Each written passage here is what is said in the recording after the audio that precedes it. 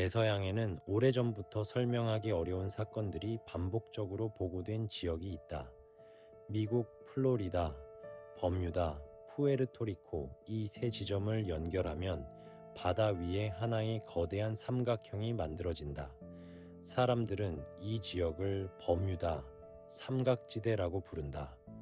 이곳에서는 수십 년 동안 여러 선박과 항공기가 흔적 없이 사라졌다는 기록이 남아있다. 단순한 사고로 설명하기 어려운 사건들도 포함되어 있어 이 지역은 오랫동안 세계적인 미스터리로 알려져 왔다. 버뮤다 삼각지대라는 이름이 널리 알려지기 시작한 계기는 1945년에 발생한 한 사건 때문이었다. 바로 플라이트 19 실종 사건이다. 1945년 12월 5일 미국 플로리다 포트 로더데일 해군 항공기지에서 5대의 훈련용 폭격기가 출발했다. 이 비행대는 플라이트 19라는 이름으로 불렸다. 비행기는 TBM 어벤저라는 기종이었다. 당시 미 해군에서 사용하던 훈련용 항공기였다. 그날의 임무는 비교적 단순한 훈련 비행이었다. 정해진 경로를 따라 대서양 위를 비행한 뒤 다시 기지로 돌아오는 일정이었다. 이 훈련은 이전에도 여러 번 진행되었던 평범한 훈련이었다. 하지만 비행이 시작된 지 얼마 지나지 않아 상황이 이상해지기 시작했다. 비행대의 리더였던 찰스 테일러 중기가 기지로 무전을 보냈다. 우리는 방향을 잃었다. 나침반이 제대로 작동하지 않는다. 지금 우리가 어디에 있는지 알 수 없다.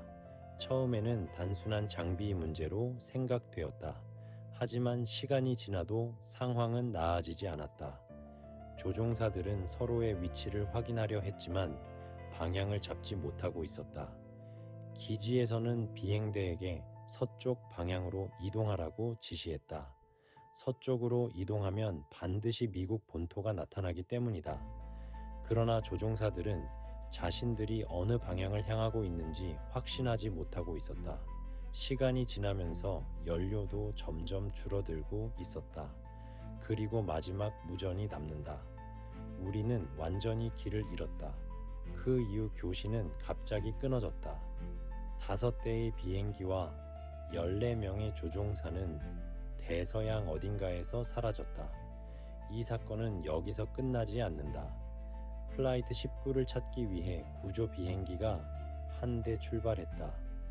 이 비행기는 PBM 마리너라는 대형 수색기였다. 하지만 이 비행기 역시 이륙 후 얼마 지나지 않아 레이더에서 사라졌다. 그날 대서양에서는 총 6대의 항공기가 사라졌다. 지금까지도 플라이트 19의 잔해는 발견되지 않았다. 하지만 버뮤다 삼각지대에서 발생한 사건은 플라이트 19 하나만이 아니었다. 1918년 미국 해군 화물선 USS 사이클롭스가 대서양을 항해하고 있었다. 이 배는 브라질에서 망간 광석을 싣고 미국으로 향하고 있었다. USS 사이클롭스는 당시 미 해군에서 사용하던 대형 화물선이었다. 배에는 300명이 넘는 승무원과 승객이 타고 있었다. 그러나 이 거대한 선박은 대서양 한가운데에서 갑자기 연락이 끊긴다. 구조 신호도 없었다. 폭풍 기록도 없었다. 그리고 이 배는 흔적도 없이 사라졌다. USS 사이클롭스에는 309명이 타고 있었다. 이 숫자는 미 해군 역사에서 전투가 아닌 상황에서 사라진 인원 중 가장 많은 기록이다. 지금까지도 이 배의 잔해는 발견되지 않았다. 버뮤다 삼각지대에서는 항공기 실종 사건도 이어졌다. 1948년 영국 여객기 스타 타이거가 버뮤다 근처에서 비행 중이었다. 이 비행기에는 31명이 탑승하고 있었다. 비행은 정상적으로 진행되고 있었다. 마지막 교신에서도 조종사는 특별한 문제를 보고하지 않았다. 그러나 얼마 지나지 않아 항공기는 레이더에서 사라졌다. 수색이 진행되었지만 잔해는 발견되지 않았다. 그리고 불과 1년 뒤 또 다른 사건이 발생한다. 1949년 영국 여객기 스타 아리엘이 버뮤다 근처 상공에서 실종된다. 이 비행기에는 20명이 탑승하고 있었다. 이륙 당시 날씨는 매우 맑았다. 마지막 교신에서도 조종사는 문제를 보고하지 않았다. 하지만 얼마 뒤 교신은 갑자기 끊어졌다. 그리고 이 비행기도 다시 발견되지 않았다. 1963년에는 또 하나의 사건이 발생한다. 화물선 메인 설퍼 퀸이 버뮤다 삼각지대 근처에서 사라졌다. 이 배에는 39명의 승무원이 타고 있었다. 며칠 뒤 바다에서는 작은 파편 몇 개만 발견되었다. 그러나 배의 주요 잔해는 발견되지 않았다. 이처럼 여러 사건이 반복되면서 사람들은 하나의 질문을 던지기 시작했다. 왜 이 지역에서만 이런 사건들이 반복되는 것일까? 이 질문에 대해 여러 가설이 제기되었다. 첫 번째 가설은 자연현상이다. 버뮤다 삼각지대는 대서양에서도 날씨 변화가 매우 빠른 지역이다. 갑작스러운 폭풍이 발생할 수 있다. 또한 이 지역에는 걸프 스트림이라는 강력한 해류가 흐르고 있다. 이 해류는 매우 빠른 속도로 이동하기 때문에 바다에 떨어진 물체를 먼 거리로 이동시킬 수 있다. 그래서 사고가 발생해도 잔해를 찾기 어려울 수 있다.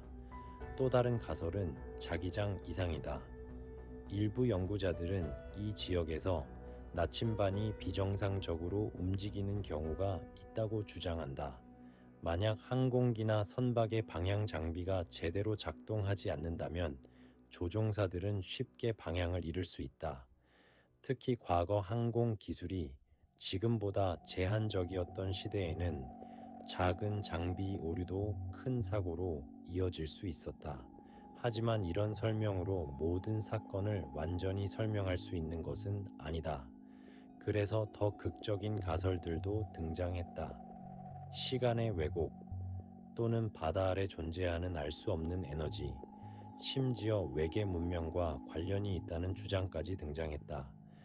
이러한 이야기들은 대중문화에서 버뮤다 삼각지대를 더욱 신비로운 장소로 만들었다. 하지만 일부 과학자들은 다른 시각을 가지고 있다. 여러 연구에서는 버뮤다 삼각지대의 사고 발생률이 다른 바다와 크게 다르지 않다는 분석도 있다. 즉, 이 지역이 특별히 더 위험한 곳이라는 증거는 없다는 것이다. 그러나 여전히 설명되지 않는 사건들도 남아있다. 특히 플라이트 19 사건은 지금도 가장 유명한 버뮤다 삼각지대 미스터리로 남아있다. 5대의 비행기와 14명의 조종사, 그리고 그들을 찾기 위해 출발했던 구조 비행기까지. 그날 대서양에서는 총 6대의 항공기가 사라졌다. 하지만 지금까지 그들의 흔적은 발견되지 않았다. 대서양의 바다는 넓다.